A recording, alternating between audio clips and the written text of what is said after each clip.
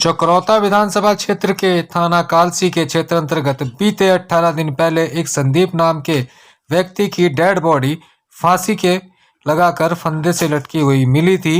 वहीं मृतक के परिजनों के द्वारा घटनास्थल पर पहुंचकर इसे आत्महत्या नहीं हत्या के बारे में होने की बात कही गई थी, जिसको लेकर कालसी थाना पुलिस और एसओजी की टीम लगातार जांच में जुटी हुई थी। लेकिन बीते 18 दिन बीत जाने के बाद अभी तक इस विषय में कोई खुलासा न हो पाने पर मृतक के नाराज परिजनों और साथ ही स्थानीय जनप्रतिनिधियों के द्वारा थाना कालसी में एकत्रित हुए और वहां पर धरना प्रदर्शन भी किया, जिस क्रम में उनके द्वारा इन्वेस्टिगेशन ऑफिसर को बदलने की मांग भी की गई और इस हत्या के खुलासे के जल्द से खुलासा करने की बात भी रखी गई। इस क्रम में जनप्रतिनिधियों और मृतक परिजनों के द्वारा सीओ विकासनगर से विचार विमर्श कर वार्ता की गई, जिसमें सीओ विकासनगर के द्वारा घटना का जल्द ही अनावरण करने की बात कही गई। मैं संदीप का बड़ा भाई हूं और मैं से डिंडाल का रहने वाला हूं। हाल निवासी हम हरिपुर में रहते हैं। तो 20 तारीख को वो घर से निकला था किसी के साथ, लेकिन हमें 23 तारीख को भटजी के द्वारा सूचना मिली है कि उसने सुसाइड किया है। तो मैं वहां पर आया, मौके पर दरवाज़ा खोला, लेकिन वहां पर ये था कि जो दरवाज़ा बाहर से बंद किया था वो जाली का था और अंदर वाला दरवाज़ा खुला था। लेकिन जब अंदर की घटनाक्रम को हमने देखा तो वहाँ पर बहुत ब्लड गिरा हुआ था और वहाँ पर दारू पी गई है। वहाँ मुझे बियर के कैन भी मिले, गिलास टूटे हुए मिले और जहाँ पर उसको लटकाया गया था पंखे के ऊपर, अगर उसकी हाइट के मुताबिक तो एक इतना ऊपर था, वो पंखा इतना दूरी पे था उसके, लेकिन वो घुटनों पर बल पे बैठा हुआ था। मैं एसओ साहब से भी कहा, फॉरेंसिक टीम से भी मैंने ये बात कही कि ये मर्डर है, ये सुसाइड नहीं है। और वहाँ पर एक वायर का टुकड़ा अलग से पड़ा हुआ था। मैंने उनसे कहा अगर ये मर्डर केस है, ये सुसाइड है, तो ये वायर का टुकड़ा यहाँ कैसे पड़ा मिला? तो उन्होंने कहा हम इसमें छानबीन कर रहे हैं। दूसरा उनका कहना था कि नहीं ये जाली से अंदर गया। तो मैंने कहा जाली से अगर ये अंदर गया तो अंदर का दरवाजा कैसे खुला? और दरवाजा जो तोड़ा गया तो अंदर वाले दरवाजे में तो बिल्कुल भी स्क्रैच नहीं है, कुछ भी खरोंच नहीं है। तो मैंने कहा अगर मान लीजिए इसके पास चाबी है, भटजी का कहना था कि एक चाबी इसके पास रहती थी, एक मेरे पास थी, तो चाबी अगर इसने सुसाइड किया तो चाबी उसके जेब में होनी चाहिए थी ना, तो वहाँ चाबी मिली।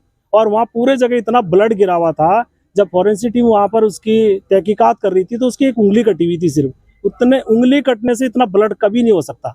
तो मेरा पुलिस प्रशासन से यही निवेदन है। मैं 3 बार एसओ साहब से भी मिल चुका हूँ, मुझे 2-3 दिन करके बताया जा रहा है। आज 18 दिन पूरे हो चुके हैं और आज जब सब लोग इस धरने में आए हैं तो सीओ साहब भी आज यहाँ मौजूद हुए और उस दौरान जो यहाँ पे हमारे सहयोगी हैं, हमारे क्षेत्र के लोग हैं और जो हमारे ये नेतागण लोग हैं, इन्होंने इस बात को उठाया। ये हमारा व्यक्तिगत मांग हो सकता है क्योंकि उनके लिए तो आम बात हो जाएगी, बढ़ावा मिलेगा। तो क्राइम को रोकने के लिए इसके पीछे पुलिस प्रशासन को तेजी के साथ कार्य करना चाहिए। क्या आश्वासन दिया? देखिए, अभी हमारी सीओ साहब से बात हुई और जब हमारा ये धरना प्रदर्शन चल रहा था तो पुलिस के उच्च अधिकारियों से बात हुई और उन्होंने सीओ साहब को तत्काल मौके पे भेजा और सीओ साहब ने आश्वासन दिया है कि हम अगर इसमें लगा कि आईओ को चेंज करना है, क्योंकि इतने दिन बीत जाने के बाद भी पुलिस किसी उस पर नहीं पहुंच पाई है, तो उन्होंने ये भी माना कि अगर आईओ को चेंज करना पड़े हम आईओ को भी चेंज करेंगे और एसओजी की टीम में अगर आदमी बढ़ाने पड़े वो बैठेंगे और फॉरेंसिक टीम से जब वो रिपोर्ट जो उनके द्वारा जो ब्लड सैंपल लिए गए उनकी रिपोर्ट को भी तत्काल मंगाएंगे।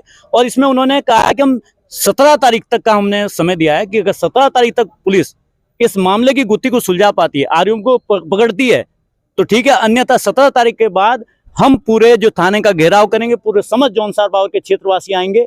ये सिर्फ एक गांव का मामला नहीं है, हमारे जौनसार बावर का जो है प्रत्येक गांव के लोग जो हैं, इससे ये नशा चल रहा है आजकल, इस नशे से पूर्व में भी कई घटनाएं हो चुकी है। आप देखिए अभी कुछ समय पूर्व में भी एक लखवाड़ का लड़का जिस शिला रेत के हत्या कर दी गई तो उसका आज तक खुलासा नहीं हुआ। उसके अलावा आप देखिए दून हॉस्पिटल में जो लड़की है जिसको गलत इंजेक्शन देकर मार दिया गया, उसका आज तक कोई उसमें गिरफ्तारी नहीं हुई। अभी कुछ दिन पहले एक लड़की की हत्या, उसमें भी कोई मुकदमे में आज तक किसी की गिरफ्तारी नहीं हुई।